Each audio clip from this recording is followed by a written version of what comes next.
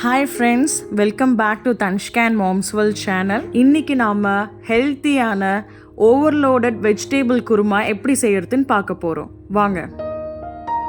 Vegetable kurma செய்யறதுக்கு main இன்க்ரீடியண்ட்டான காலிஃப்ளவரை first நாம் இந்த மாதிரி சின்ன சின்ன சாப்ஸாக கட் பண்ணிக்கலாம்.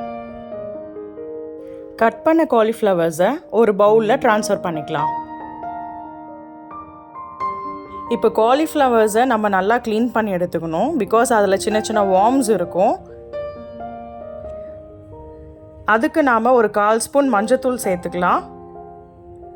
ஒரு 1/2 ஸ்பூன் சால்ட் சேர்த்துப்போம். இப்போ அது முழுகிற அளவுக்கு ஹாட் வாட்டரை சேர்த்து இதை நம்ம ஒரு தட்டு போட்டு க்ளோஸ் பண்ணி எடுத்து வச்சுக்கலாம்.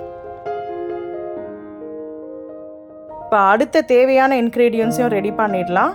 அதுக்கு நான் ஒரு 3 வெங்காயத்தை ஃபஸ்ட்டு இந்த மாதிரி கொஞ்சம் சின்னதாக கட் பண்ணிக்கிறேன். அடுத்தது 2 பெரிய தக்காளியை கட் பண்ணி எடுத்துக்கலாம். ரொம்ப பொடிசாக அரிய வேணாம், இந்த அளவுக்கு ஒரு 4 போட்டால் போதும். இப்போ 2 சில்லியை நான் கீரி எடுத்து வச்சுக்கிறேன். கொஞ்சம் இஞ்சியும் கட் பண்ணி எடுத்து வச்சுக்கலாம். அது கூடவே ஒரு கை நிறைய பூண்டு சேர்த்து. குருமாவுக்கு தேங்காய் இல்லாமல் எப்படி? அதுக்கு ஒரு 1/2 மூடி தேங்காய் எடுத்துக்கலாம்.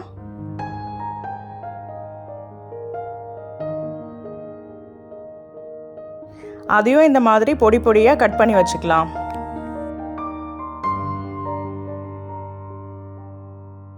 அடுத்ததாக நம்ம குருமாவுக்கு தேவையான வெஜிடேபிள்ஸை கட் பண்ணிக்கலாம்.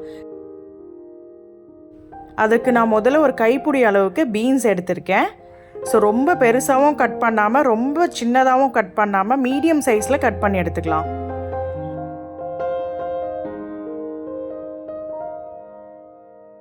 அடுத்தது 2 கேரட் எடுத்துக்கலாம். அதையும் இதே மாதிரி மீடியம் சைஸில் குட்டி குட்டியாக கட் பண்ணி எடுத்துப்போம்.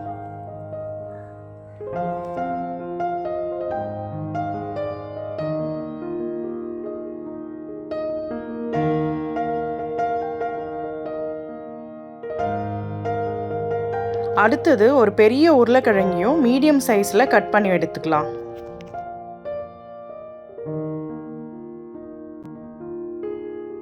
இப்போ நம்ம ஹாட் வாட்டரில் வச்சுருந்த காலிஃப்ளவர்ஸை தண்ணி வடிகட்டி இதில் எடுத்து வச்சுப்போம். அது கூடவே ஒரு கப் பச்சை பட்டாணியும் சேர்த்துக்கலாம்.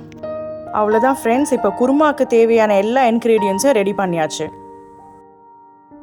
இப்போ ஸ்டவ் ஆன் பண்ணி குக்கரை வச்சுக்கலாம்.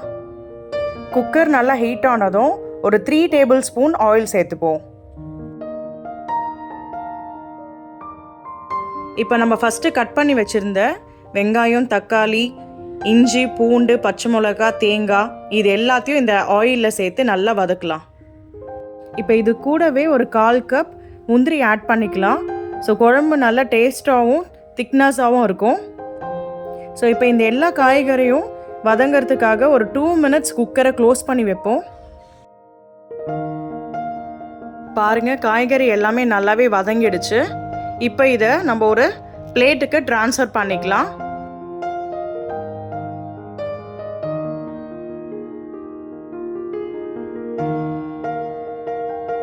இது நல்லா ஆறட்டும். இப்போ அகைன் குக்கரில் ஒரு 4 ஸ்பூன் எண்ணெய் சேர்த்துக்கலாம். ஒரு 1/4 ஸ்பூன் கடுகு ஆட் பண்ணிப்போம். கடுகு நல்லா பொரியட்டும். கடுகு நல்லா பொரிஞ்சதும் இதில் பட்டை, இலை, கிராம்பு, பிரியாணி இலை, ஏலக்காய் எல்லா ஸ்பைசஸையும் சேர்த்துக்கலாம். இப்போ இது கூட நம்ம கட் பண்ணி வச்சுருக்க vegetables like cauliflowers, carrots, potatoes, beans and pieces இது எல்லாத்தையுமே நம்ம சேர்த்துக்கலாம். எல்லா வெஜிடேபிள்ஸையும் எண்ணெயில் நல்லா பரட்டி விட்டுக்கலாம். வெஜிடேபிள்ஸ் ஆயிலில் நல்லா வதங்கிறதுக்கு ஒரு 2 மினிட்ஸ் க்ளோஸ் பண்ணிப்போம். நம்ம வதக்கி வச்சுருக்க வெங்காயம், தக்காளி, இஞ்சி, பூண்டு, பச்சை மிளகாய், தேங்காய் இது எல்லாத்தையும் ஒரு மிக்ஸி ஜாருக்கு ட்ரான்ஸ்ஃபர் பண்ணிக்கலாம். இது கூட ஒரு 1/4 ஸ்பூன் சோம்பு ஆட் பண்ணி இந்த மாதிரி நல்லா ஃபைன் பேஸ்ட்டாக அரைச்சி எடுத்துப்போம். காய்கறி வதங்கின பிறகு இதில் ஒரு 1/4 ஸ்பூன் மஞ்சத்தூள், 1/2 ஸ்பூன் தனியாத்தூள், 1 ஸ்பூன் கரம் மசாலா, ஒரு 2 ஸ்பூன் வீட்டு மிளகாத்தூள். இது எல்லாத்தையும் சேர்த்து நல்லா காய்கறியில் பரட்டி விடுவோம். இப்போ இதில் நம்ம அரைச்சி வச்சுருக்க வெங்காயம், தக்காளி, இஞ்சி, பூண்டு, தேங்காய் பேஸ்ட்டை ஆட் பண்ணிக்கலாம். பச்சை வாசனை போகிற அளவுக்கு இதை நல்லா காய்கறியில் மிக்ஸ் பண்ணி விட்டுப்போம். மினிமம் ஒரு 4 கிளாஸ் வாட்டர் சேர்த்துப்போம். இது ஒரு 2-in-1 குருமா. ஸோ லஞ்சுக்கு ரைஸ்க்கும் நம்ம போட்டு சாப்பிட்லாம், இல்லை டின்னருக்கும் இட்லி தோசைக்கும் சைட் டிஷ்ஷாக வச்சு சாப்பிட்லாம். இப்போ டெஸ்டிங் டைம். டேஸ்ட் எல்லாமே கரெக்டாக இருக்குது. இப்போ குக்கரை நம்ம க்ளோஸ் பண்ணிடுவோம்.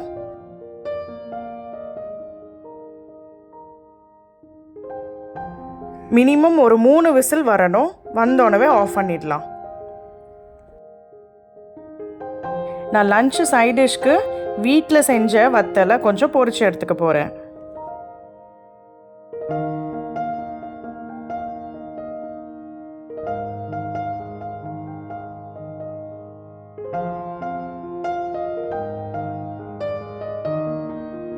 இப்போ குக்கரை ஓப்பன் பண்ணி பார்க்குற டைம் வந்தாச்சு. பாருங்கள், குருமா குழம்போட கன்சிஸ்டன்சி கரெக்டாக இருக்குது. நாம் ப்ரிப்பேர் பண்ண இந்த ப்ரோட்டீன் ரிச் ஓவர்லோடட் வெஜ் குருமாவை ஒயிட் ரைஸோடு மிக்ஸ் பண்ணி சாப்பிட்டிங்கன்னா ரொம்பவே டேஸ்டியாக டெலிஷியஸாக இருக்கும். ட்ரை பண்ணி பாருங்கள். மறக்காமல் கமெண்ட்ஸில் உங்கள் எக்ஸ்பீரியன்ஸை ஷேர் பண்ணுங்கள். இந்த வீடியோ உங்களுக்கு பிடிச்சிருக்கோன்னு நினைக்கிறேன். ஸோ இதே மாதிரி நிறைய இன்ட்ரெஸ்டிங்கான வீடியோஸ் பார்க்குறதுக்கு நம்ம சேனலை மறக்காமல் சப்ஸ்கிரைப் பண்ணிவிடுங்க. தேங்க்யூ.